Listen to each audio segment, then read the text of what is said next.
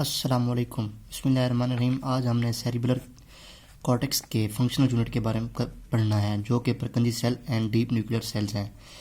सबसे पहले मैं आपको ये बताता हूँ कि जो सेरिबुलम है ना, उसके पास 30 मिलियन के करीब जो फंक्शनल यूनिट्स हैं, जो कि परकंजी फाइबर्स हैं या सेल्स हैं, और उसके बाद डीप न्यूक्लियर सेल्स हैं।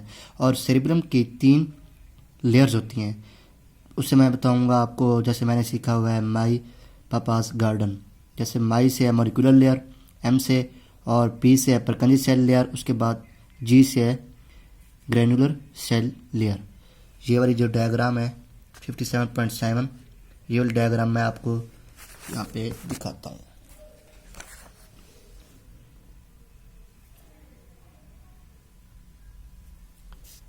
अब ये देखें, ये हमारे पास डीप सेल न्यूक्लियर है, न्यूक्लियस है, उसकी लेयर है। उसके बाद ग्रेनुलर लेयर है, ये वाली जो 3 लेयर हैं, ये वाली सेरिबुलर कॉर्टेक्स की। परकंजी सेल लेयर है और मॉलिक्यूलर सेल लेयर है। ये हम पढ़ रहे हैं 57 चैप्टर गाइटन, तो उसका पार्ट पढ़ रहे हैं।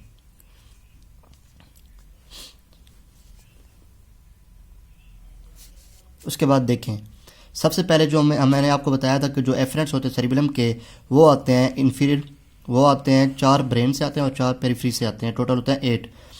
लेकिन जो इन्फीरियर ओलिवरी न्यूक्लियाई है ना, वहाँ से क्लाइमिंग फाइबर्स आते हैं, और जो बाकी 7 हैं उनसे मोसे फाइबर्स आते हैं। ये मोसे फाइबर लिखा हुआ है, मोसे फाइबर्स वहाँ से आते हैं। ये दोनों एक्साइटेटरी सिग्नल्स लेके आते हैं किसके पास? डीप न्यूक्लियस के पास, डीप न्यूक्लियर लेयर के पास आते हैं, डीप न्यूक्लियर सेल के पास लेके आते हैं फाइबर्स, और वहाँ पे क्या करते हैं? एक्साइटेशन कराते हैं। ये यहाँ पे कुछ अपने फाइबर्स देंगे, एक ब्रांचेस देंगे, एक ब्रांच ये देगा, एक ये देगा। उसके बाद जो क्लाइमिंग फाइबर्स हैं वो डायरेक्ट ब्रांच देंगे, कहाँ पे? मॉलिक्यूलर लेयर पे। मॉलिक्यूलर लेयर पे ये ब्रांच जाके क्या करेगी?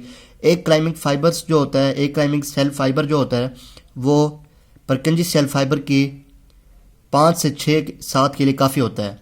मतलब कि क्लाइमिंग फाइबर्स का एक सेल और परकंजी फाइबर के 5 से 7 सेल लेयर्स होती हैं, जिनके लिए ये काफ़ी होता है। लेकिन जो हमारे पास मोसे फाइबर्स है, मोसे फाइबर्स इधर भी ब्रांचिंग दे रहा है। उसके बाद ये डायरेक्ट ब्रांच देगा सबसे पहले ग्रेनुलर सेल्स को, वहाँ जाके ये सिनैप्स करेगा। उसके बाद यहाँ से मॉलिक्यूलर लेयर के पास फाइबर जाएंगे। यहाँ पे ये क्या करेंगे? तकरीबन 300 से 500 होने चाहिए। किस लिए? एक परकंजी सेल के लिए। एक परकंजी सेल के लिए जो मोसे फाइबर्स हैं, मोसे फाइबर्स हैं वो 500 से 700 होने चाहिए। लेकिन क्लाइमिंग फाइबर्स के एक सेल के लिए परकंजी फाइबर के 5 से 7 ही काफ़ी होते हैं। मतलब ये इनका डिफरेंस है क्लाइमिंग और मोसे फाइबर्स का। एक्चुअली होता क्या है कि ये दो जो हैं डीप न्यूक्लियस को जो एक्साइट कर रहे हैं, और ये जो परकंजी सेल्स हैं, ये परकंजी सेल्स, इनके जो डेंड्राइट्स होते हैं वो मॉलिक्यूलर लेयर में होते हैं। फिर ये परकंजी सेल क्या करते हैं? ये परकंजी सेल्स जब यहाँ पे आके क्लाइमिंग फाइबर्स एस्पार्टेट रिलीज करेंगे और मोसे फाइबर्स ग्लूटामेट रिलीज करेंगे और इसकी एक्साइटेशन करा देंगे। उसी के साथ साथ जैसे हमें आप देखें उधर, फिर क्या करेगा? डीप न्यूक्लियर सेल जो होगा वो आउटपुट भेजेगा और मोटर एक्टिविटी होगी, मसल की कंट्रैक्शन होगी। सेम टाइम में इनहिबिशन भी तो होनी चाहिए ना, ताकि बॉडी की जो मूवमेंट है वो कंट्रोल रहे, बैलेंस्ड रहे। तो यहाँ से परकंजी सेल से ये क्या करेगा? उसके लिए इनहिबिटरी सिग्नल्स भेजेगा। इनहिबिटरी सिग्नल्स में वो गैबा रिलीज करेगा, न्यूरोट्रांसमीटर, और उसकी इनहिबिशन कराएगा। लेकिन अगर हमने अभी भी उसकी कैरी ऑन करनी है एक्साइटेशन, डीप न्यूक्लियर सेल की जो एक्साइटेशन कैरी ऑन रखनी है, तो हमारे पास मॉलिक्यूलर लेयर में कुछ और सेल्स होते हैं, छोटे छोटे बास्केट शेप सेल्स होते हैं या स्टीलेट शेप सेल्स होते हैं। वो क्या कराते हैं? इन रिटर्न इसी की ही इनहिबिशन करा देते हैं, ताकि हमारी एक्साइटेटरी जो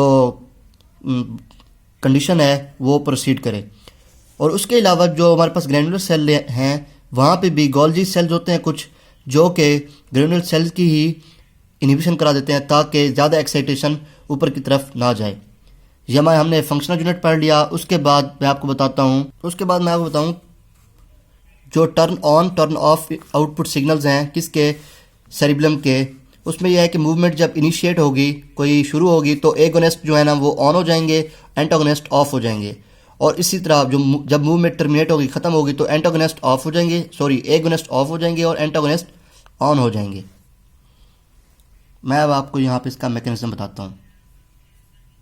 फिर क्या होगा कि ये जो मोटर पार्ट है, यहाँ से कॉर्टेक्स से कोई सिग्नल आएगा और सिग्नल यहाँ आते आते क्या करेगा, यहाँ पे एंटीरियर न्यूरॉन्स के साथ ये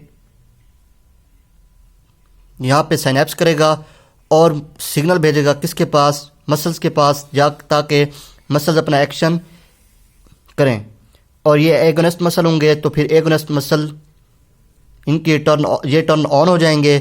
और उसी तरह यहाँ पे हमारे पास रेसिप्रोकल इनहिबिशन का फिनोमिना होता है, जो इंटर न्यूरॉन्स के साथ रिलेट करके कनेक्ट करके आगे एंटागोनिस्ट मसल की क्या करा देता है, टर्न ऑफ करा देता है उनको। ये होता है रेसिप्रोकल इनहिबिशन। अगर इसकी टर्न ऑन होंगे तो ये टर्न ऑफ हो जाएंगे। तो उसी के साथ साथ जो लोअर पोन्स का एरिया है, वहाँ पे कुछ ओलिवरी न्यूक्लियाई पड़े होते हैं। वो क्या करते हैं, सॉरी ओलिवरी नहीं, पोंटाइन न्यूक्लियाई पड़े होते हैं। वो क्या करते हैं, यहाँ से कुछ इन्फॉर्मेशन को सेंस कर लेते हैं और बाहर भेज देते हैं कि मसला हो गया है। तो वो कौन से थे, मोसे फाइबर्स थे। मोसे फाइबर्स क्या करेंगे, कुछ सिग्नल्स डीप न्यूक्लियाई को देंगे और कुछ आगे ले जाएंगे।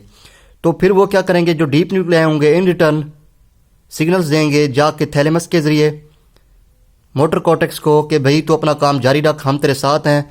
तो फिर इसी तरह सेरिबलम जो है, ये सेरिबलम के पास है ना मोसे फाइबर्स, तो ये सेरिबलम जो है ना, फिर वो ये एक्शन होता होता मोटर कॉर्टेक्स के एक्शन को ज़्यादा करा देगा और मसल की एक्टिवेशन ज़्यादा होगी, टर्न ऑन हो रहेगा और मसल अपनी मूवमेंट ज़्यादा देर तक करते रहेंगे। उसके अलावा ये जो मोसे फाइबर्स थे वो एक ब्रांच ग्रेनुलर सेल को देंगे, ग्रेनुलर सेल से फिर पैरेलल फाइबर्स के जरिए परकंजी फाइबर्स तक जाएगा, पैगाम जाएगा या जो मैसेज भेजेंगे, उसके बाद मॉलिक्यूलर लेयर पर जाएगा, यहाँ पे एक्टिवेशन होगी और वहाँ से परकंजी सेल्स जो हैं फिर इस जगह पे एक्टिवेशन होगी। फिर परकंजी सेल्स क्या करेंगे, इनहिबिशन देंगे, किसको, इस न्यूक्लियाई को इनहिबिशन देंगे कि तू अपना काम जारी ख़त्म कर दे, कि तू ये क्या दूसरों के काम में आ रहा है। तो फिर क्या होगा कि जो डीप न्यूक्लियाई है ना, वो अपना काम पीछे कर लेगा और ये फिर कॉर्टेक्स अकेला बच जाएगा। और इसी तरह ये अपना काम अब नहीं करा रहा, तो इससे क्या होगा कि जो ये सिग्नल्स आ रहे थे वो सिग्नल्स कम हो जाएंगे। सेरिबलम कट ऑफ हो गया था, सेरिबलम जब कट ऑफ हो जाएगा तो एंटागोनिस्ट मसल्स जो हैं वो ऑन हो जाएंगे, वो टर्न ऑन हो जाएंगे। क्योंकि मूवमेंट जब हमने वो उस वक्त होगा कि जब हमने मूवमेंट ख़त्म करनी है, टर्मिनेट करनी है, तो ये एंटागोनिस्ट ऑन हो जाएंगे, टर्न ऑन हो जाएंगे और एगोनिस्ट जो हैं वो टर्न ऑफ हो जाएंगे। ये हमने टर्न ऑन टर्न ऑफ पढ़ लिया।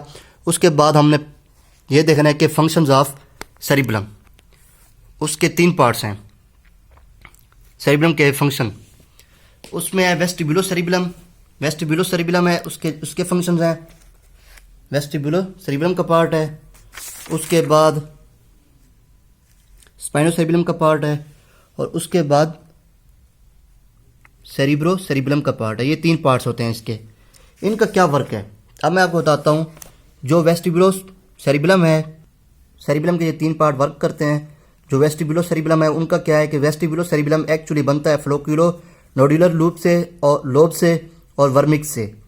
इसका क्या काम है कि जो बॉडी की इक्विलिब्रियम है, बॉडी का इक्विलिब्रियम और पोस्चर, उसको इसने मेंटेन करना है। कैसे करना है, जब मोटर कॉर्टेक्स से एफरेंट फाइबर्स आएंगे वर्मिक्स के पास और वर्मिक्स फिर फेस्टिजियल न्यूक्लियाई से वो पाथवे वो ट्रैक्ट क्रॉस करेंगे और वहाँ से क्रॉस करने के बाद पोन्स और मेडुला के लेवल पे आ जाएंगे और इस तरह ये बॉडी के इक्विलिब्रियम और को कंट्रोल करेगा। उसके बाद स्पाइनो सेरिबलम का पार्ट है। स्पाइनो सेरिबलम एक्चुअली इंटरमीडिएट जोन और वर्मिस से बना हुआ होता है। ये क्या करता है, ये मैं आपको यहाँ इस डायग्राम में दिखाऊंगा। ये क्या करता है कि जो मोटर कॉर्टेक्स है ना, मोटर कॉर्टेक्स, अब मैं आपको ये बताता हूँ कि मोटर कॉर्टेक्स जो है उसने ऑलरेडी सिग्नल भेजे हैं मसल्स के पास। ये देखें, ये सिग्नल्स आ रहे हैं मसल्स के पास कि भाई तू अपना वर्क कर, तू अपनी कंट्रैक्शन कर। तो उस तरह इंटरमीडिएट जोन जो होगा वो मोटर कॉर्टेक्स से सेंस कर लेगा कि उसने क्या इंफॉर्मेशन उसे दी है। तो फीडबैक मैकेनिज्म के जरिए फीडबैक रिस्पांस आएगा इंटरमीडिएट जोन के पास मसल से कि हम ये वर्क कर रहे हैं। तो इंटरमीडिएट जोन जो होगा ना वो उसको कंपेयर करेगा कि आया जो इन्फॉर्मेशन वहाँ से आई थी क्या ये उसके मुताबिक काम कर रहा है तो ठीक, अगर नहीं कर रहा तो ये इसमें क्या करेगा, करेक्शन कर देगा।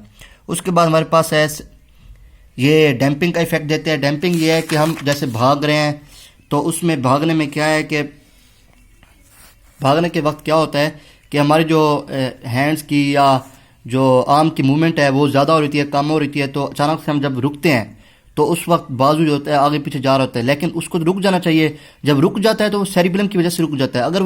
अगर सेरिबेलम इंटैक्ट ना हो, उसकी कोई लियन हो जाए तो उस वक्त क्या होगा कि जब ये डैमेज हो गया होगा तो उस वक्त क्या होगा कि जो आर्म है वो मूवमेंट कर रही होगी, ओवर शूट कर जाएगी, ऊपर जाएगी, नीचे जाएगी। उसको फिर कंट्रोल करने के लिए एक कॉन्शियस कंट्रोल मैकेनिज्म होता है बॉडी में। अगर वो कंट्रोल करा दे, आगे ले जाए फिर पीछे ले जाए, तो उस वक्त जो ट्रेमर्स प्रोड्यूस होते हैं उनको कहते हैं इंटेंशन ट्रेमर या एक्शन ट्रेमर। उसके बाद ये बलिस्टिक मूवमेंट प्रोवाइड करता है। बलिस्टिक मूवमेंट ये होती है कि जब हम टाइपिंग कर रहे होते हैं फ़ोन पे तो बहुत तेज़ी से कर रहे होते हैं, तो उसको रोकने के लिए या उसके लिए कोई फीडबैक मैकेनिज्म या इन्फॉर्मेशन नहीं आ रही थी, लेकिन जो सेरिबेलम है वो उसको कंट्रोल कर रहा होता है। उसके बाद मैं आपको बताऊंगा कि जो सेरिब्रोसेरिबेलम है उसका क्या फंक्शन है।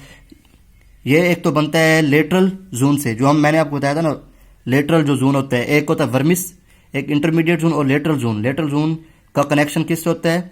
उसका कनेक्शन होता है मोटर कॉर्टेक्स से। तो इस तरह ये सेरिब्रम जो है वो प्लान करता है सीक्वेंस को और टाइम कम्प्लेक्स मूवमेंट्स को प्लान करता है, ताकि आगे जैसे हम भाग रहे हैं तो कहाँ पे हमने रुकना है, कहाँ से हमने टर्न लेना है, जैसे जो एडवांस मूवमेंट है ना उसको ये क्या करेगा, मुतय्यन करेगा। अल्लाह हाफिज़, अपना ख्याल रखें।